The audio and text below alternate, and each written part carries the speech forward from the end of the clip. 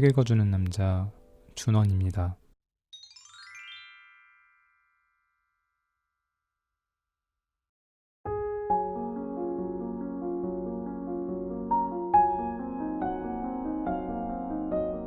세상을 보는 렌즈, 마음가짐을 다잡는 방법. 심리학이 이렇게 쓸모 있을 줄이야의 저자 류시안이 마음가짐을 변화시키는 비결을 전하는 지금 나에게 필요한 긍정심리학, 인지심리학, 미래심리학 등 현대 심리학의 연구 결과를 기반으로 구성된 자아훈련 시스템을 소개한다.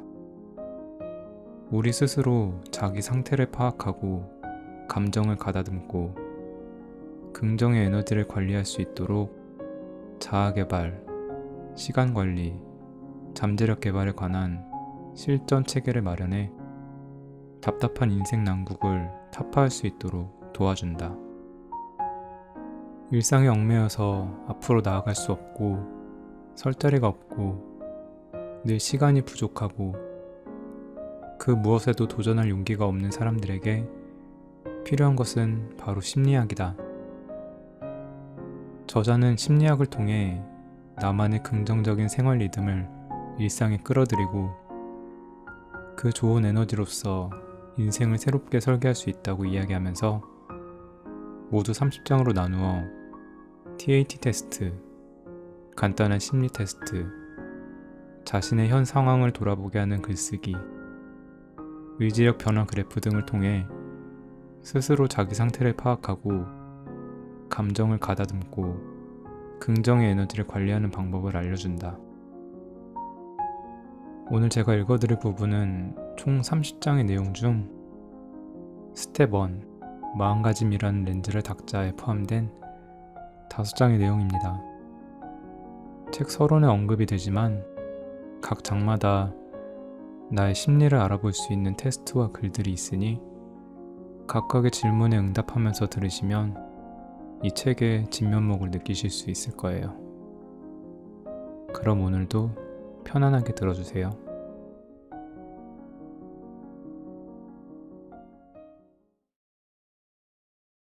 스텝 1.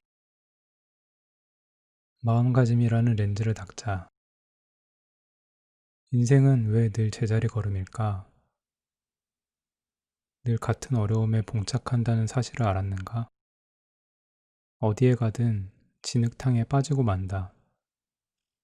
세상을 보는 방식을 바꾸면 결과는 달라진다는 걸 믿는가?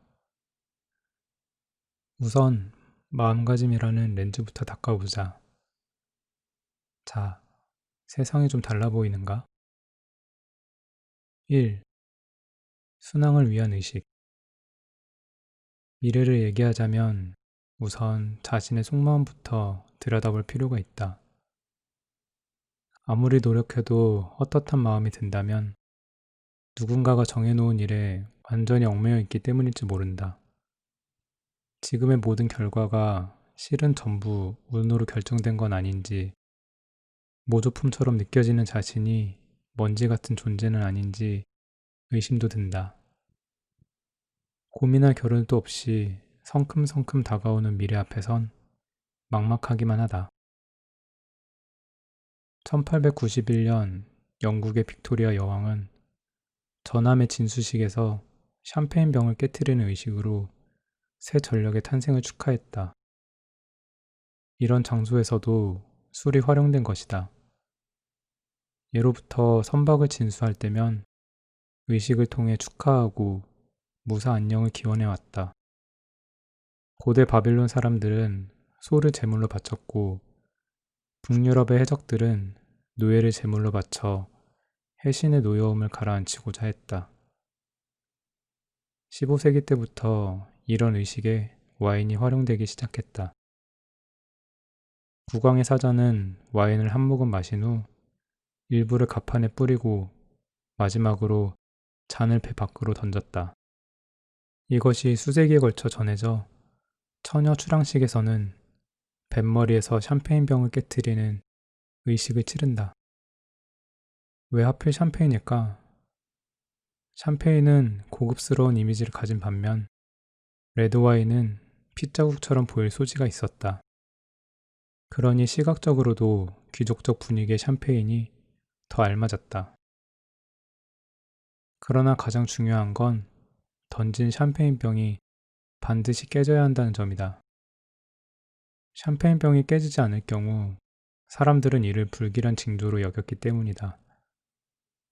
2007년 퀸 빅토리아호 취향식에서 영국 찰스 왕자의 부인인 코널 공작 부인 커밀라가 던진 샴페인병이 깨지지 않았다.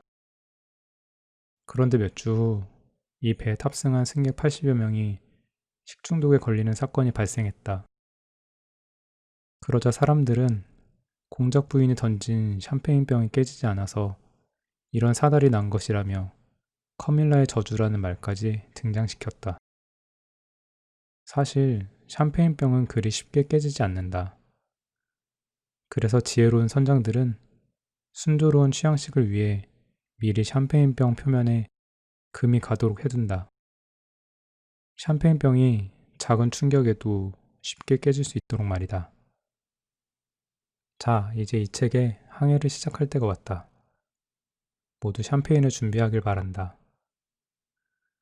웃자고 한 소리다. 우린 샴페인을 마실 계획이 없다. 하지만 이 책의 첫 번째 장으로서 긴 여정을 위한 출발점에 선 만큼 우리만의 취향 의식을 치를 필요는 있다. 이 책의 집필을 결심할 당시 나는 이 책의 여정을 독자들이 한 걸음 한 걸음 천천히 체감하며 나아가는 모습을 상상했다.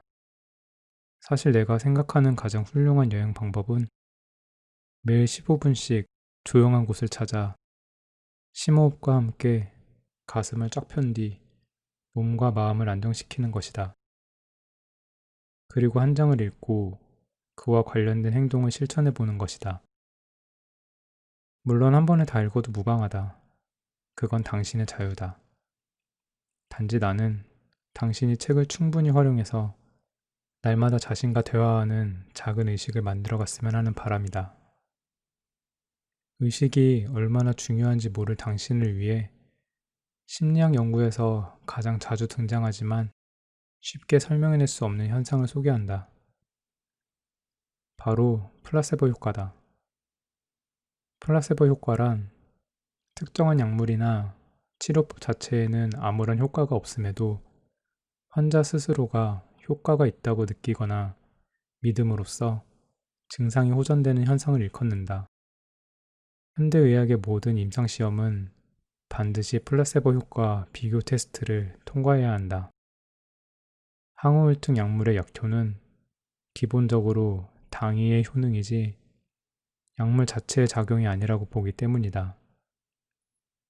테스트 결과에 따르면 모든 약물에서 플라세보 효과가 나타나며 특히 항우울증 약물은 플라세보 효과가 큰 경우 실제 약물만큼의 효과를 가져오는 것으로 나타났다.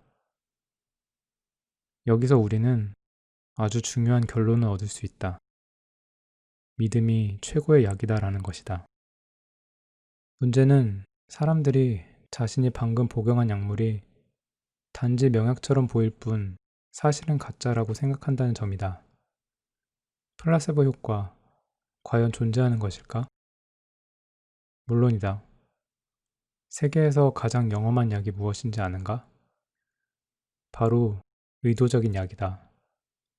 이름은 비록 약이지만 약 성분은 전혀 없다. 포장에는 이렇게 적혀 있다. 포장 안의 제품은 100% 전분으로 이루어졌으며 어떤 약효도 없습니다. 하지만 수많은 복용자의 증언에 따르면 이 약은 다이어트, 불면증, 금연 및 금주 등의 문제를 해결하는 데 도움되었다고 한다. 심지어 어떤 이들은 최고의 명약이다 라고까지 극찬했다. 그리고 요즘 이와 같은 의식으로 먹는 한약의 브랜드가 많아졌다. 물론 아무도 제조하지 않는다. 정말 신기하지 않은가? 복용한 약품이 단지 당위적 형태의 안정제라는 사실을 분명히 알고 있는데 왜 효과가 있는 걸까? 그 비결은 바로 복용 방법에 있다. 설명서에는 이렇게 적혀 있다. 우선 마음을 가다듬고 자신에게 이 약은 내게 어떤 효과를 가져다 줄 것이다 라고 말합니다. 약 속에 이러한 믿음을 주입한 후 약을 삼킵니다. 그럼 그 믿음이 힘을 발휘할 것입니다. 우연히 이 영험한 약을 발견한 사람들은 약을 삼키는 행위는 잠재의식 속에 이미 이 믿음을 내재화하기로 했음을 인식시킴으로써 믿음이 실현되도록 만드는 것이다 라고 말한다. 분명 쉽게 믿기는 어려운 말이다. 약 개발자들은 이 약은 결코 실제로 먹어야 하는 약을 대체할 수 없다는 점도 덧붙인다. 이 약이 많은 이에게 효과를 안겨준 것은 사실이지만 다수의 의견에 따르면 의식이 의도와 믿음과 어우러졌을 때 비로소 강력한 심리 효과가 발생했다. 우리는 특정한 의식을 통해 몸과 마음을 다스려 새로운 변화를 받아들일 준비를 할 수 있다. 진지한 마음으로 성심성의껏 의도된 행위를 실천에 옮기고 자신에게 이는 매우 중요하다 라고 인지시킨다면 어떤 행위든 나만의 의식이 될 수 있다. 그렇다면 이제 첫 번째 장의 내용을 실천에 옮겨 나 자신을 위한 취향 의식을 치러보자. 액션 프랙틱스 1. 체크인 준비. 인생이 여행이라면 당신이 생각하는 이상적인 목적지는 어디인가? 이번 장에서 그곳으로 떠나는 첫 발을 내딛어 보자. 1장부터 차근차근 순서대로 나아가며 매장 말미에 액션 프랙틱스를 통해 당신의 작은 성과들을 만들어 가자. 읽기만 해선 안 된다. 스스로 해야만 비로소 효과가 있다. 우선 당신의 계획을 세워보자. 이 장의 보딩 패스는 당신을 어떤 이상적인 곳으로 데려갈 것인가? 여행이 끝날 무렵 당신은 어떤 수학을 하고 싶으며 얼만큼의 노력과 대가를 지불할 생각인가? 다음에 보딩 패스를 보자마자 머릿속에 떠오른 느낌을 적어보자. 형식에 얽매이지 말고 손 가는 대로 적어보자. 너무 많이 적을 필요는 없다. 단지 지금의 심경을 파악만 하면 된다. 이제 보딩 패스의 이름을 적자. 왜냐고? 자신의 이름을 적으면 잠재의식에 일종의 암시 효과를 줌으로써 좀 더 진지해지고 성실하게 주어진 일을 수행한다는 연구 결과가 있기 때문이다. 다 되었는가? 축하한다.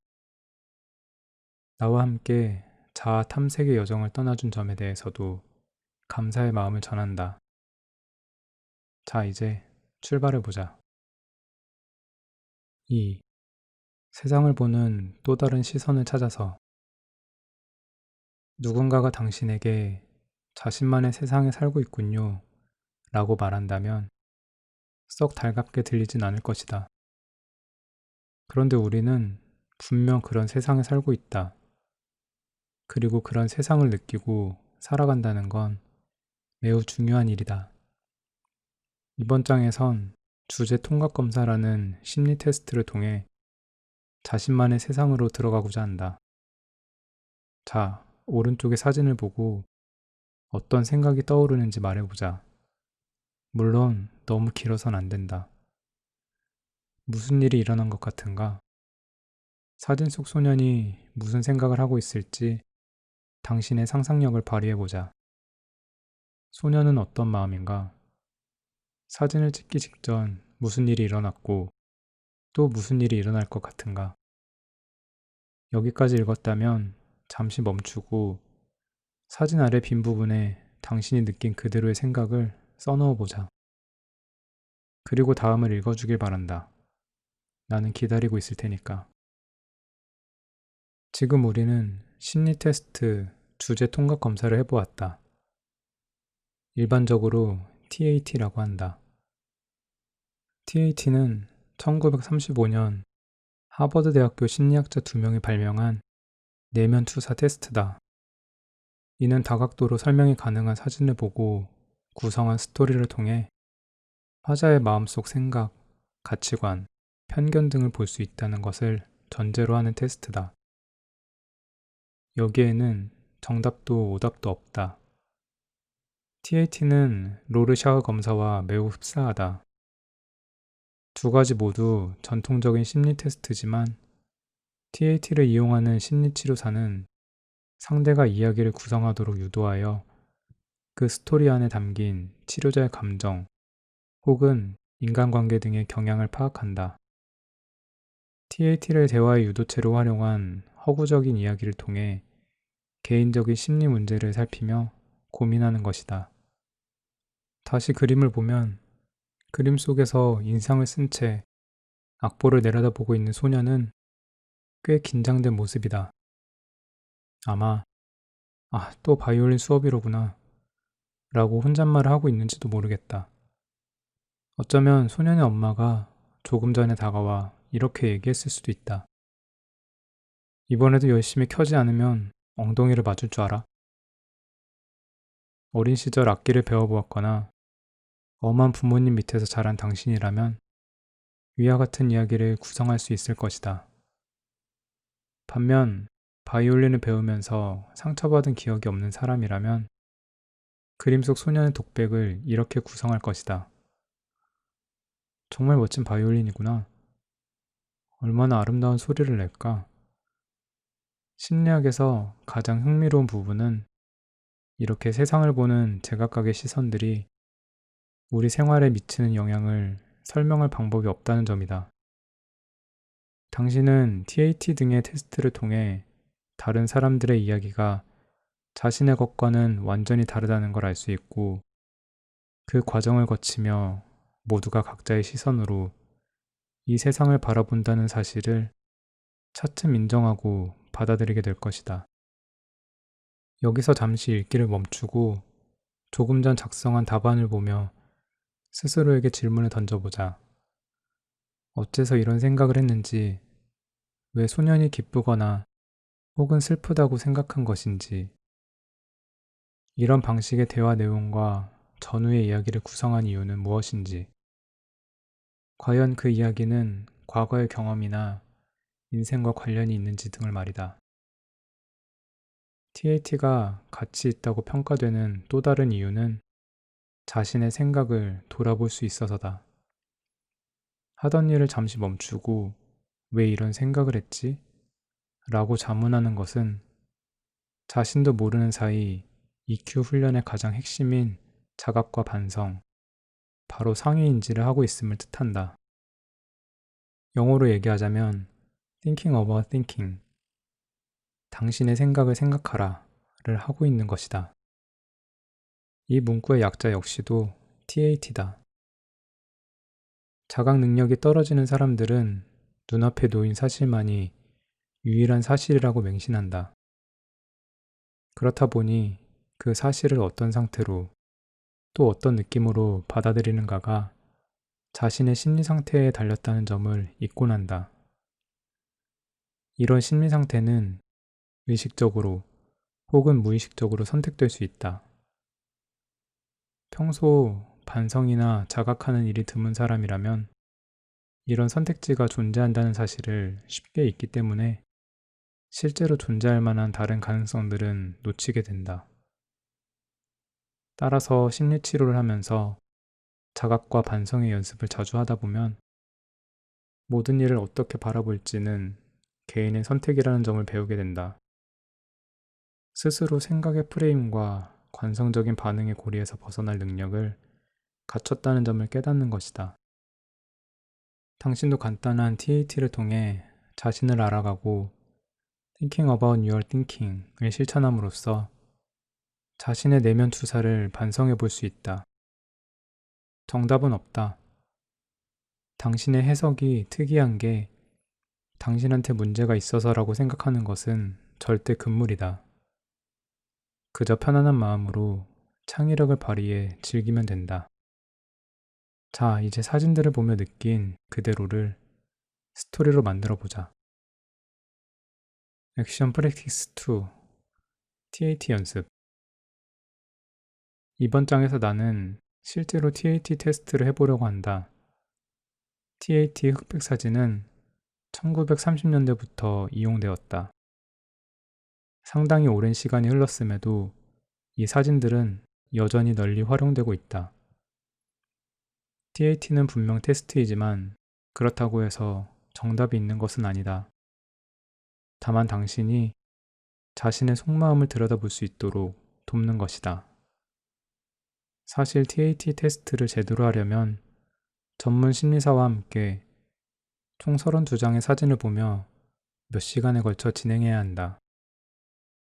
여기서는 이 테스트를 통해 당신 자신이 어떤 근거로 상황을 판단하는지에 대해 고민해 보려고 한다. 다시 말해, think about your thinking을 하는 것이다. 잊지 말아야 할 것은 여기엔 정답도 오답도 없다는 점이다. 준비되었는가? 레디, 고!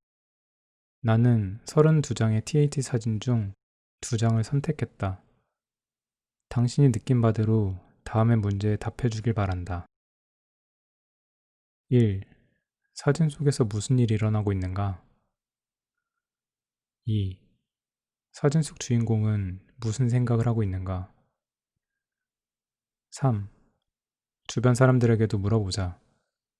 그들과 당신의 답은 같은가? 1.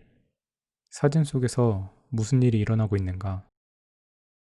혹은 무슨 일이 일어났는가? 2. 사진 속의 사람은 무슨 관계인가? 3. 주변 사람들에게도 물어보자. 그들과 당신의 답은 같은가? 지금 3가지 문제를 다시 생각해 보길 바란다. 1. 당신의 답안은 과거에 겪었던 특별한 경험의 영향을 받았는가? 2. 일상에서 어떤 상황이 벌어지면 당신은 혹시 불명확한 일에 대해 투사적 판단을 하진 않는가? 3. 타인과 당신의 스토리가 다르다면 당신은 다른 사람의 관점을 이해할 수 있는가?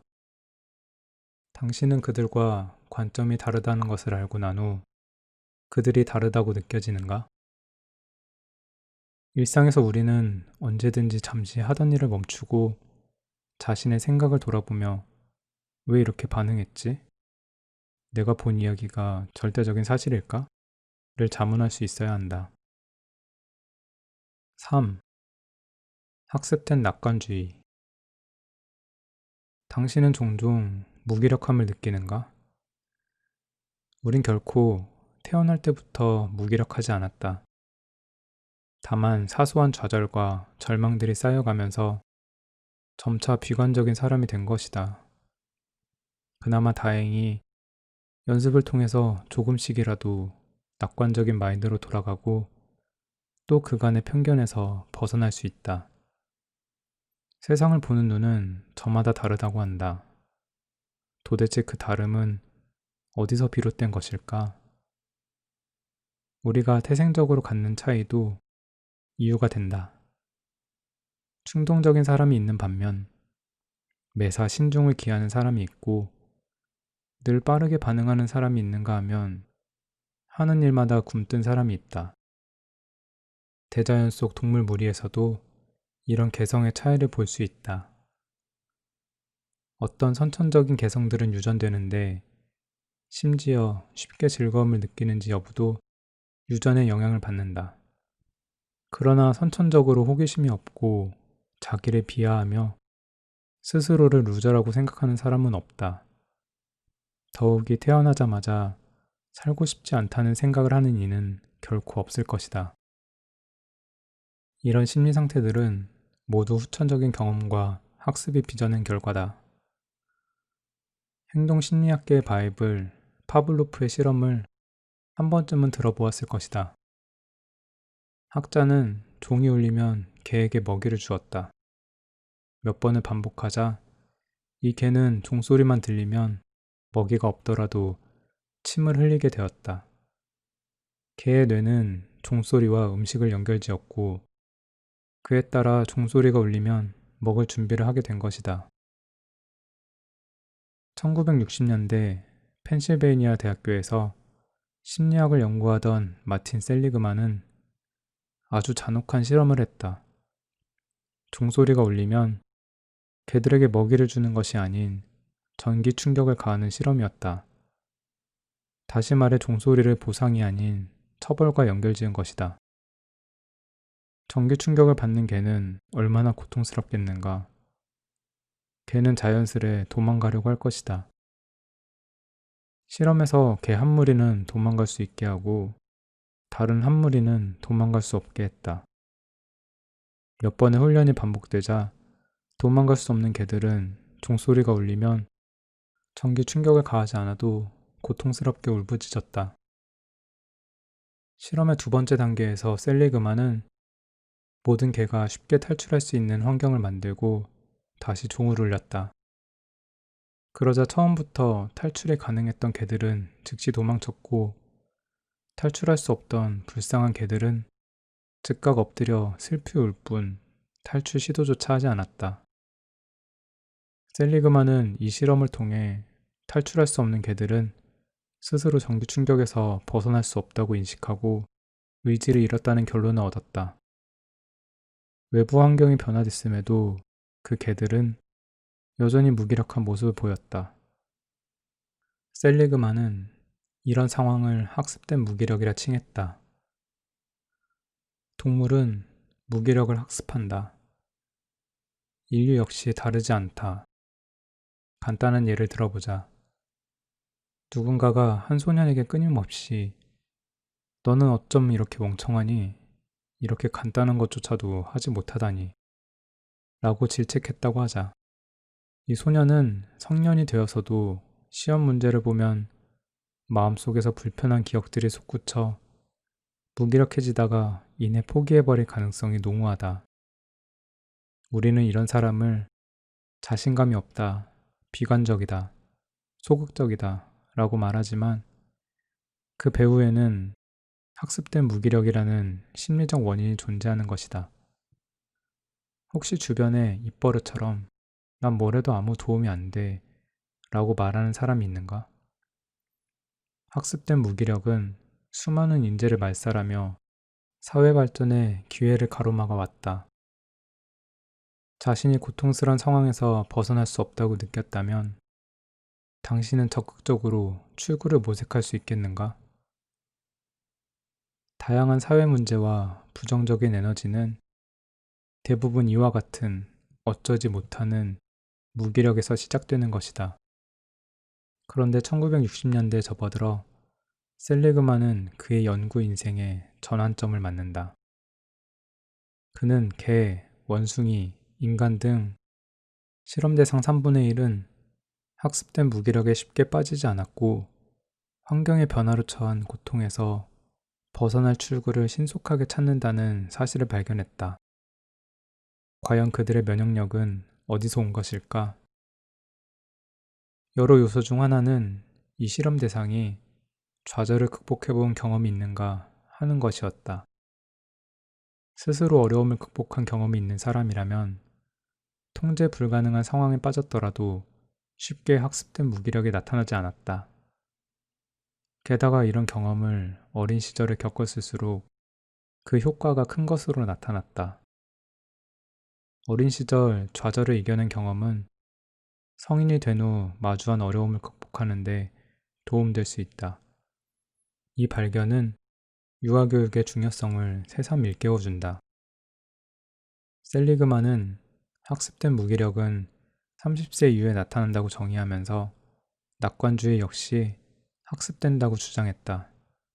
그리고 이를 런 헬플레스니스의 상대적 개념인 런드 옵티미즘, 즉 학습된 낙관주의라고 말했다. 학습된 낙관주의를 이해하기 위해 생활 속에서 마주할 수 있는 좌절들을 세 가지 유형으로 구분해보자. 이 ABC 논술법은 20세기 심리학의 대가 엘버트 앨리스가 제시한 것으로 그가 발명한 합리 정서행동 치료의 초석이 되었다. A는 애드버시티, 좌절, 역경, 도전이 마음대로 되지 않음. B는 belief, A에 대한 자아신념과 마음 상태. C는 consequence, B 때문에 취하는 행동 혹은 부정적인 결과. 예컨대 두 사람이 각각 50분간 시험을 치렀다. 시험을 잘 보지 못한 일은 그 두 사람에게 A이다. 두 사람 중 한 사람은 비관론자이다. 그는 스스로에게 말한다. 어떻게 이렇게 바보 같을까? 이런 이해 방식은 그의 B이자 개인적으로도 영구적으로도 통제할 수 없는 것이다. 따라서 그는 술집을 찾고 집에 돌아와서는 모든 참고서를 버린다. 또 가족들과 크게 다툰다. 이런 모습이 바로 C이다. 낙관론자인 다른 한 사람은 스스로에게 말한다. 이번에는 시험 범위를 잘못 알고 있었어. 내가 충분한 준비를 하지 못한 거야. 하지만 다음번에는 잘할 수 있어. 차이점을 찾았는가? 낙관론자는 스스로 바보, 얼간이라며 자책하는 대신 어디에 문제가 있었는지 고민했다. 낙관론자는 이런 좌절은 다만 일시적인 현상일 뿐 충분히 개선할 수 있다고 생각한다. 따라서 낙관론자는 자신에게 더 많은 시간을 투자해 준비하고 다시 도전한다. 두 사람의 A는 같았다. 하지만 B가 달라지면서 완전히 다른 C를 낳았다.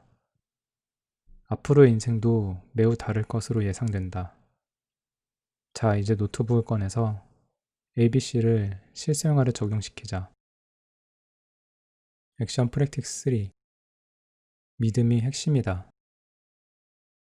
많은 이가 좌절 앞에서 편견이 앞서는 경향을 보인다.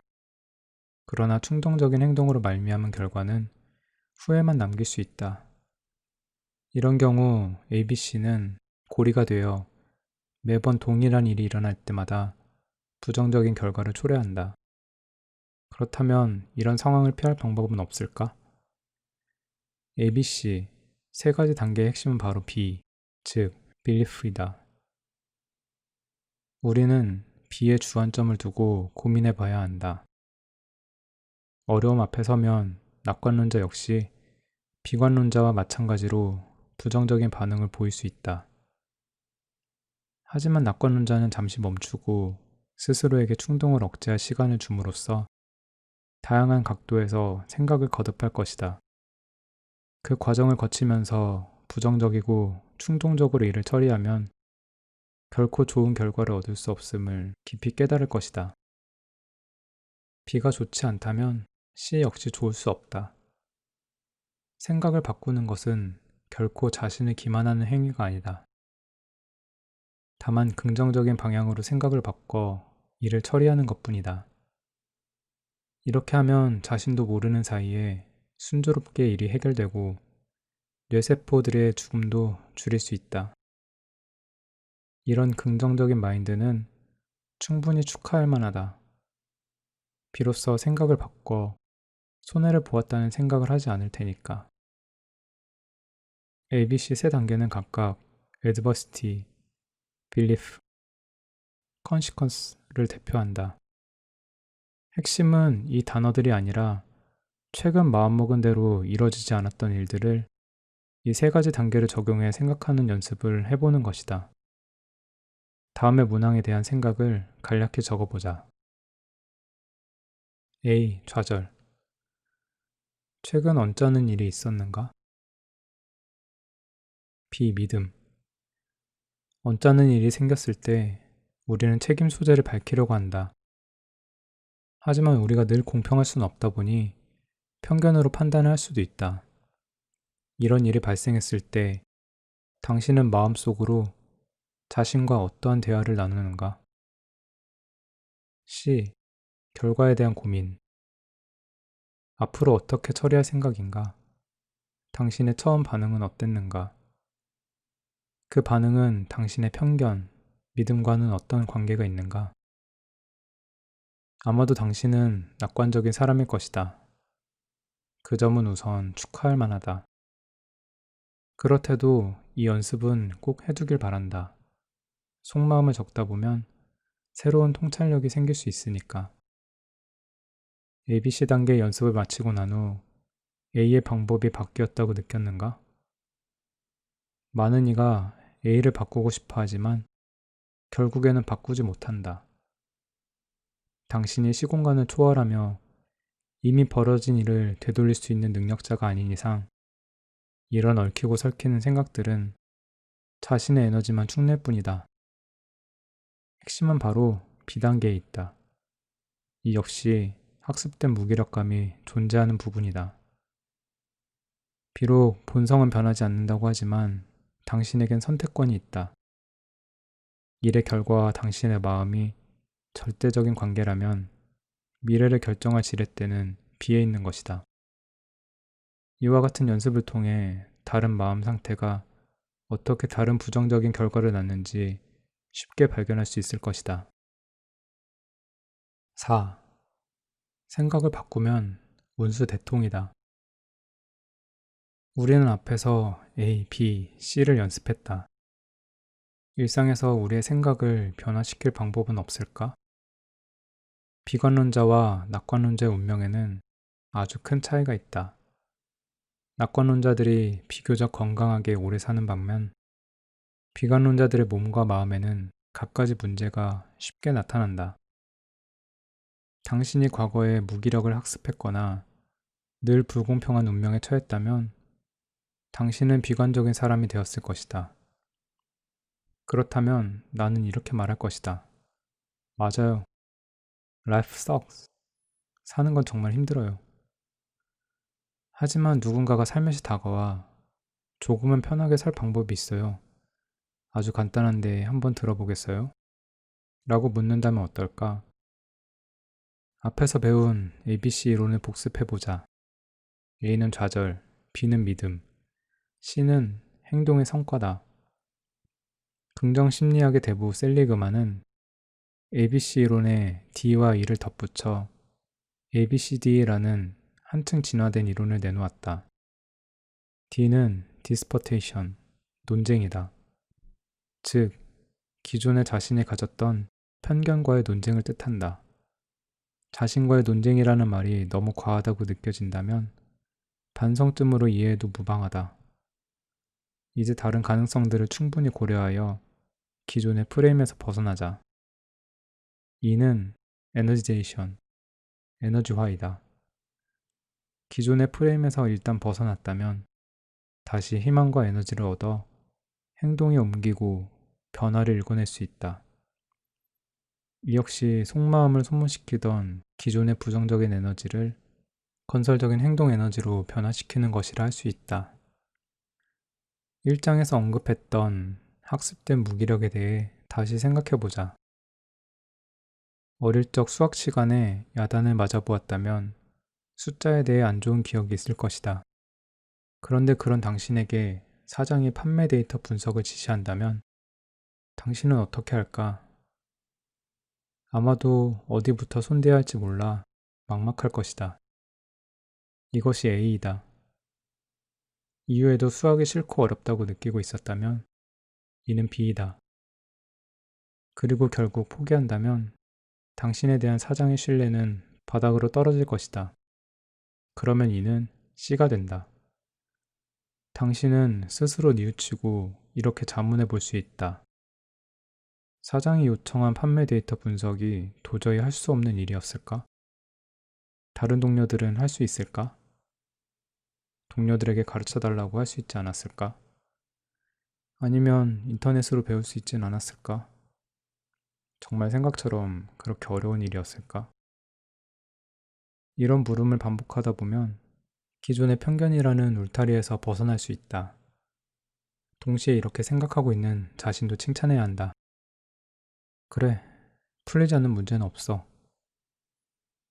그러고는 행동에 옮겨 동료에게 도움을 요청하거나 인터넷으로 자료를 찾으면 된다. 기존의 어려운 문제가 해결되는 기미가 보이면 당신은 더 큰 성취감을 느낄 수 있다. 그리고 다시 한번 스스로에 대한 격려도 잊어선 안 된다. 자, 봐봐. 이렇게 하니까 정확하고 긍정적인 방법을 찾을 수 있잖아. 파이팅! 평소 어려움이 생겼거나 고민이 필요할 때 ABCD 기법으로 생각한다면 스트레스는 물론 걱정과 부정적인 행동을 줄일 수 있다. 절대로 이 시스템을 얕잡아 봐선 안 된다. 미군에서도 셀리그만을 초청해 자문을 구하고 이 기법을 활용해 군인들에게 필요한 심리 훈련을 했고 그 결과 적지 않은 성과를 얻었다. 그 밖에도 ABCD 이론은 아이의 교육에도 매우 효과적이다. 만약 아이가 좌절했다면 ABCD 기법을 이용해서 공경에 처했을 때 대응하는 방법을 스스로 습득하도록 유도해보자. 아이는 일찍부터 유연한 사고를 할 수 있을 뿐더러 덤으로 EQ도 향상될 것이다. 미국에 거주하는 한 친구가 아들을 데리고 스케이트를 배우러 갔다. 친구 아들은 조심하지 않은 나머지 한 여자의 앞에서 넘어졌다. 그 모습을 본 여자아이는 웃으며 친구 아들을 일으켜 주었다. 그런데 친구 아들은 고맙다는 인사는커녕 여자아이의 손을 뿌리치고는 아빠 품으로 달려와 안겼다. 친구는 아들에게 물었다. 왜 고맙단 말도 안 하니? 아이가 말했다. 절 보고 웃었어요. 다른 사람이 모두 절 보고 웃었다고요. 이제 스케이트는 안 탈래요. 친구는 아들의 손을 잡고 두 눈을 바라보며 부드럽게 물었다.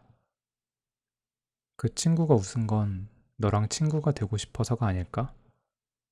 어느 날 네가 스케이트 선수만큼 잘 타게 되었을 때 누군가가 넘어졌다면 분명 가서 일으켜주지 않겠니? 그때 너도 그 사람에게 미소를 짓고 있지 않을까? 가서 친구에게 고맙다고 말한다면 친구가 너무 좋아할 거야. 너를 도와주었잖아. 쭈뼛대던 아들은 결국 감사 인사를 전하고 왔다. 여자아이의 부모는 자신의 아이한테 친구에게 스케이트를 가르쳐 주라고 하였고 두 아이는 함께 스케이트 연습을 했다. 연습이 모두 끝난 후 친구는 용기를 낸 아들을 크게 칭찬해 주었다. 친구는 D 요소를 첨가해 아들과 함께 여러 가능성을 고민했고 이후 아들에 대한 칭찬을 통해 이 에너지를 표현해냈다. 그렇게 ABCD 과정이 정상적으로 마무리되었다. 액션 프랙티스 4. 작은 변화로 크게 성장할 수 있다. 과거 나는 뉴욕에서 DJ 생활을 한 적이 있었다. 당시 나름대로 인기가 있었던지라 어느 순간 혹여 음악 선택을 잘못해서 몸값이 떨어지면 어쩌나 하는 생각과 함께 점점 그 인기가 부담스럽게 느껴졌다. 그 시기에 나는 내 실력이 늘 답보 상태라고 생각했다. 그런데 훗날 친구의 얘기를 듣고 보니 내가 당시 여러 장르의 곡을 시도해보고 무대에 오를 수 있는 매번의 기회들을 충분히 활용했음을 알았다. 그 덕분에 실력이 한층 성장할 수 있었고 더 많은 활동을 이어갈 수 있었음을 깨닫게 됐다. 당신은 어떠한가? 무언가 바꾸고 싶은가? 그럼 아주 간단하다. 그게 무엇이든지 용감하게 뛰어들어 배워라.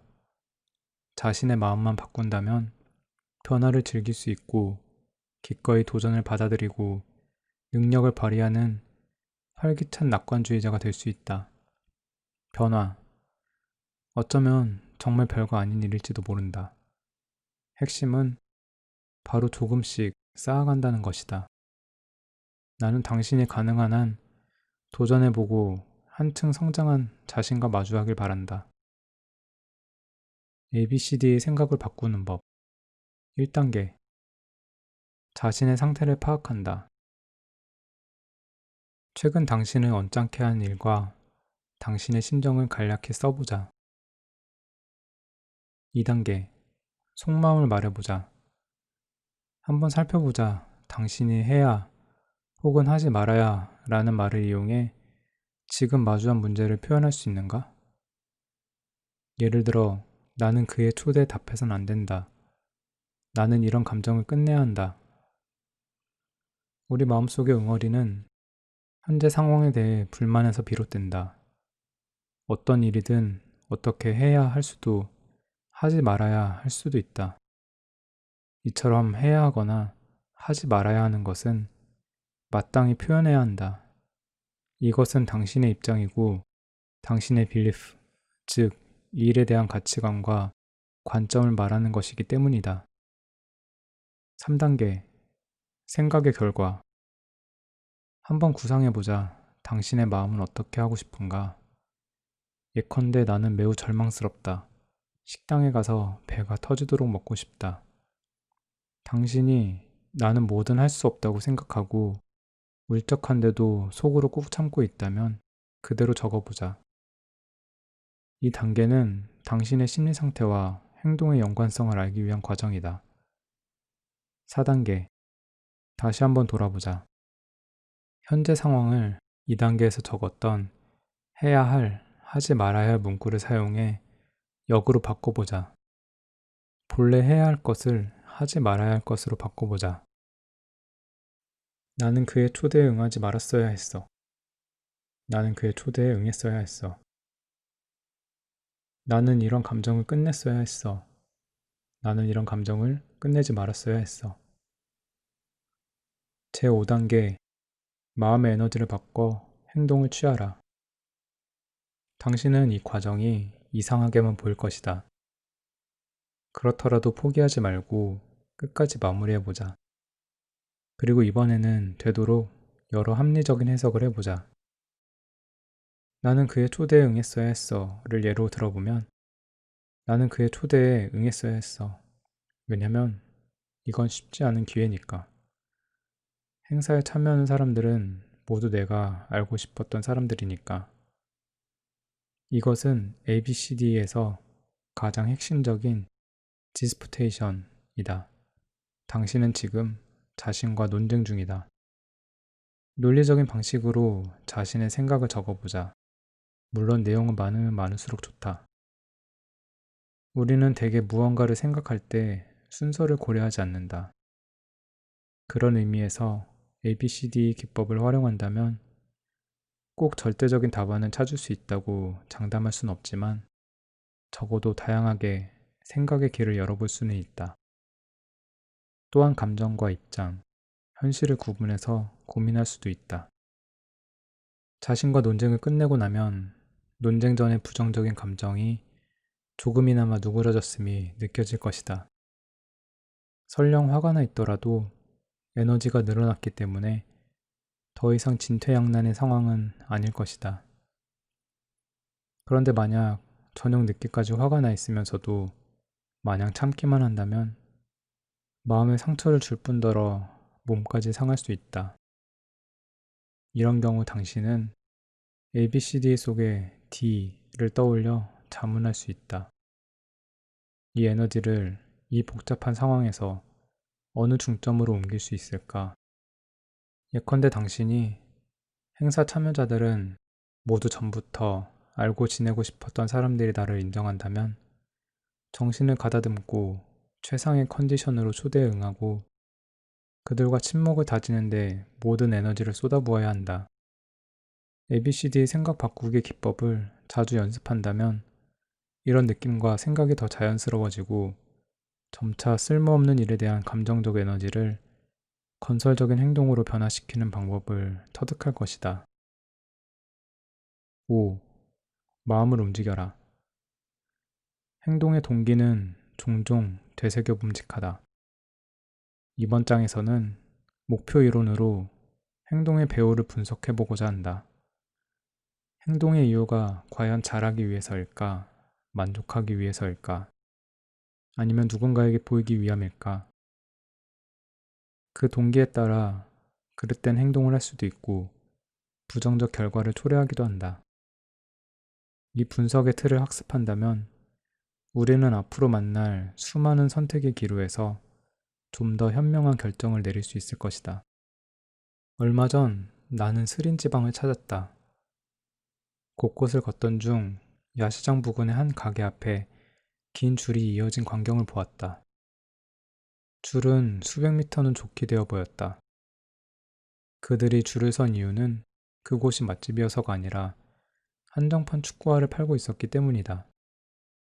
누군가가 줄을 선 사람들에게 고작 신발 한 켤레를 사려고 이렇게 오랜 시간 긴 줄을 서 있느냐고 묻는다면 각양각색의 답변이 쏟아질 것이다. 이지부스트 350 V2잖아요. 운이 좋으면 블루 틴트 디자인도 살 수 있을지 몰라요. 곧 남편 생일이에요. 선물하면 틀림없이 좋아할 거예요. 그래서 서프라이즈 이벤트를 해주려고요. 제가 바로 축구화 덕후예요. 최신 리미티드 에디션을 신고 걸으면 마치 바람을 가르는 느낌이에요. 다시 되팔면 금세 돈을 벌 수 있어요. 이렇게 많은 사람이 줄을 섰으니 분명 좋은 물건이지 않겠어요? 사람마다 그 동기도 제각각이다. 이해되는 부분이 있는가 하면 도무지 이해 안 되는 부분도 있다.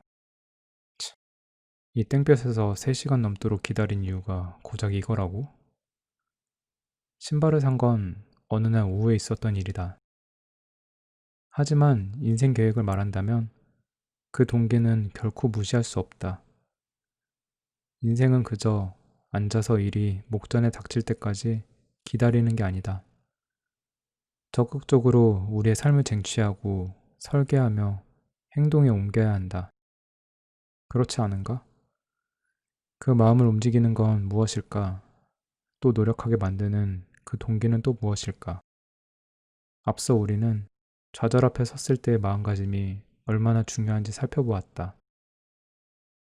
5장에서는 심리 상태와 동기가 능동적인 선택에 미치는 영향에 관하여 이야기하고자 한다. 사람의 동기는 매우 복잡하다. 과거 많은 이가 의대 진학을 꿈꿨었다. 그중 대다수는 사람을 구하기 위해 의대 진학을 선택했을까?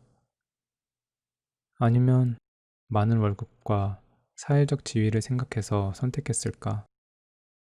요즘 많은 젊은이가 창업을 꿈꾼다. 그중 사명감이나 비전을 고려한 젊은이는 얼마나 될까? 또 돈을 벌기 위해 시작한 젊은이는 얼마일까? 대다수가 새로운 집단을 창조하고 리드하는 삶을 동경한다. 또 자신이 사장이 되길 원하지 더 이상 남의 밑에서 일하려고 하지 않는다. 사실 자신이 무언가를 선택하게 된 동기가 무엇인지 잘 모르는 경우가 허다하다. 그런데 우리가 결코 간과해서는 안 되는 것이 있다. 중요한 무언가를 결정하기 전에는 반드시 마음의 목소리에 귀 기울여 보는 것이 매우 중요하다는 점이다. 무엇을 위해 이렇게 하려는 거지? 당신은 최선을 다해 성실하게 이 질문에 답해야 한다. 자신에게조차 솔직히 말하기가 꺼려진다면 그때는 자신도 무엇 때문인지 몰라서일 테니까 이상하게 여길 필요 없다. 심리학의 목표 이론은 인간의 동기를 두 축을 이용해 정의했다. 우선 종이 위에 두 줄의 대각선을 그리고 한 선의 좌우 양측에 자아와 인물을 써보자. 그리고 다른 선의 위아래에 접근과 회피를 써보자. 첫 번째 축, 임무 대 자아. 임무의 극단은 순수하게 그 일에 몰두했거나 자신의 마음과 별개로 그저 해야 할 일일 뿐이다. 자아의 극단의 동기는 완전히 이기적이며 단지 자신의 니즈를 만족시키기 위함이다. 두 번째 축, 접근 대 회피. 접근은 비교적 능동적이며 적극적인 행위다. 예컨대 학위를 따기 위해 박사 과정에 진학하는 것이다. 그러나 모든 동기가 적극적이지만은 않다. 기회를 놓치고 싶지 않아서일 수도 있고 뒤떨어지기 싫어서 등의 이유 때문에 새로운 기술을 배울 수도 있다. 이런 경우는 회피의 동기라고 봐야 한다.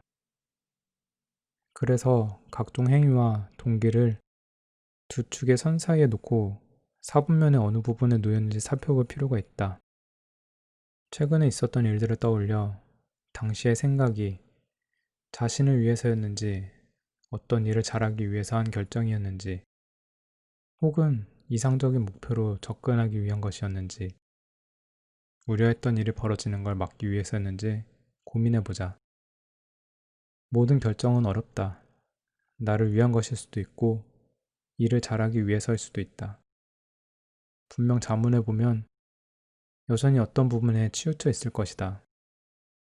당신은 종이 위에 이 두 가지 축을 따라 과거의 결정에 대한 포지셔닝을 한 후, 혹시 절반 이상이 사분면의 한쪽에만 집중되어 있지는 않는지 알 수 있다. 이어서 이 사분면의 조합을 이해해보자.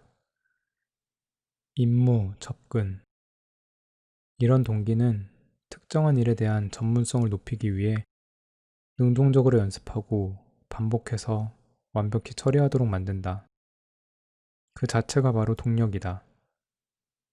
교육학자들은 이와 같은 동기를 가졌을 때 학습 효과가 가장 좋다고 말한다. 당신의 동기 대부분이 이 사분면 안에 있다면 더욱 적극적으로 임해야 한다. Good for you. 임무, 회피. 어떤 일을 잘하려고 또는 잘 해내기 위해서 어떤 일을 잘하려고 또는 잘 해내기 위해서 관련 없는 일이나 집중에 방해되는 일들을 포기해버리는 것을 의미한다. 동기의 반 이상이 이 사분면에 있다면 당신은 평소 최선을 다해야만 목표를 이룰 수 있다고 생각하다 보니 쉽게 스트레스를 받는다. 자율적인 것도 좋다. 하지만 변화무쌍한 현대 사회에서는 유연해질 필요가 있다. 특정한 목표에만 집착하여 눈앞에 놓인 다른 기회들을 놓치는 우를 범하지 말자. 자아 접근. 이 유형의 동기는 두각을 나타내고 남에게 과시할 수 있도록 만든다. 이런 동기는 아주 강력한 신분 상승 욕구나 승부욕에서 비롯된다. 그동안 해온 일들 절반 이상의 동기가 여기에 속한다면 평소 활력이 넘쳐 보이지만 스포트라이트를 받지 못하거나 대중에게 외면받는 경우 혹은 다른 사람의 통제 밑으로 들어간다면 곧 흥미를 잃고 만다. 이런 유형의 동기를 가진 사람은 평소 언행을 조심해야 하는데 특히 자신을 돋보이게 하고자 무심코 던진 말로 타인에게 상처 주는 일이 없도록 해야 한다. 자아 회피. 이 유형은 이미지 관리를 위해 도전적이거나 이미지에 타격을 줄 일은 피한다. 당신의 동기 중 절반 이상이 여기에 속한다면 당신은 갑갑하게 느낄 수 있다. 생각이나 행동 역시 비관적이다. 혹시 완벽한 기준에 유달리 집착하면서도 꿈을 향한 도전이나 눈앞의 좌절에는 무신경한 건 아닌지 자문해 볼 필요가 있다. 사분면의 조합을 통해 자신의 생활과 마음속 동기를 살펴보면 자신의 심리 상태를 알 수 있다.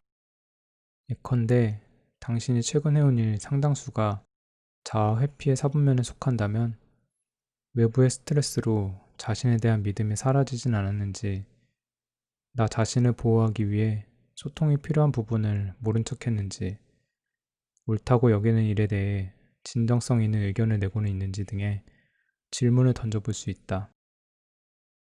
우리가 무언가를 결정하거나 배울 때 우선 자신의 마음을 충분히 이해해야 한다.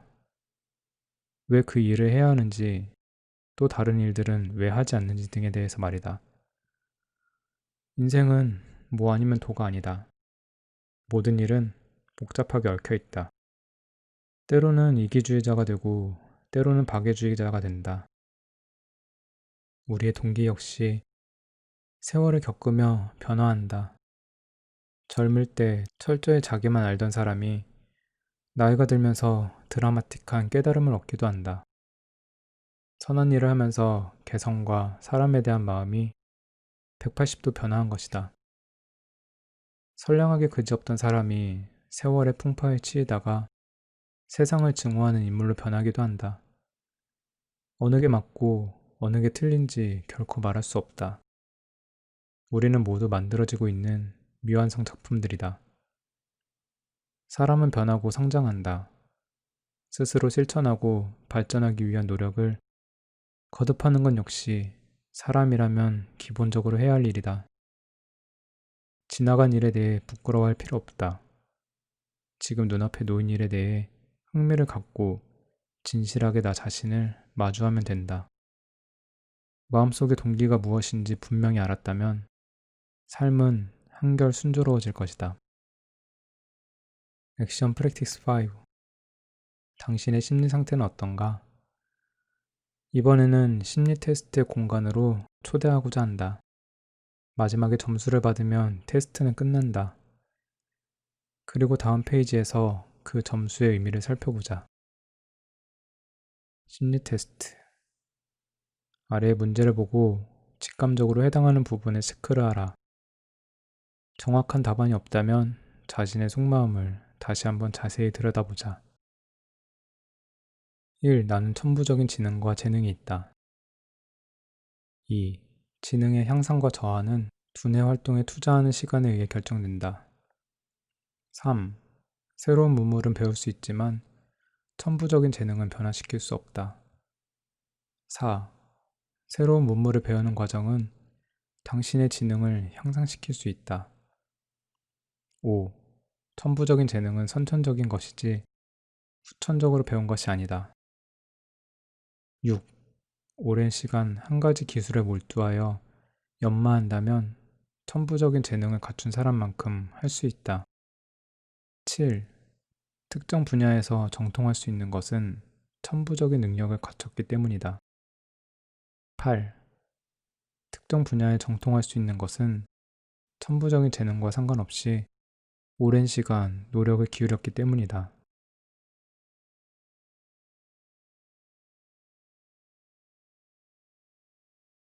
스탠퍼드 대학교의 교수 캐럴 드웨게의 암묵적 지능 이론에 따르면 인간의 동력은 지능 자체에 대한 자신의 편견의 영향을 받아 두 가지의 심리 상태를 형성하고 사고방식도 완전히 달라진다. 답보형 심리 상태인 사람은 자아에 관심을 기울이고 자아보호 차원에서 도전을 회피하는 경향을 보인다. 그들은 소위 특별한 재주들은 천부적인 것인 만큼 쉽게 바꿀 수 없고 이는 성공 여부와 깊은 관련이 있다고 생각한다.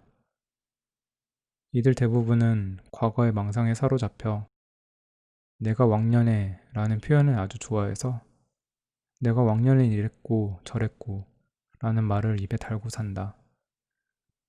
반대로 발전형 심리 상태인 사람들은 학습 자체에 관심을 기울인다. 그들은 연습을 통해 새로운 능력을 기를 수 있다고 생각한다. 그래서 열심히 연습하고 용감하게 도전한다. 그들에게 삶은 탐색의 여정이며 앞서 나갈 수 있는 무한한 기회이다. 생각해보자. 자신이 행복하기 위해 일하는 시간은 얼마나 되며 또 체면을 구기지 않기 위해 어떤 일을 하는 시간은 얼마나 되는가?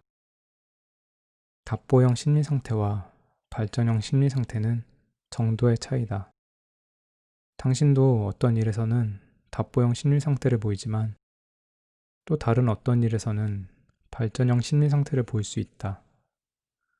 그런 문제가 생긴다.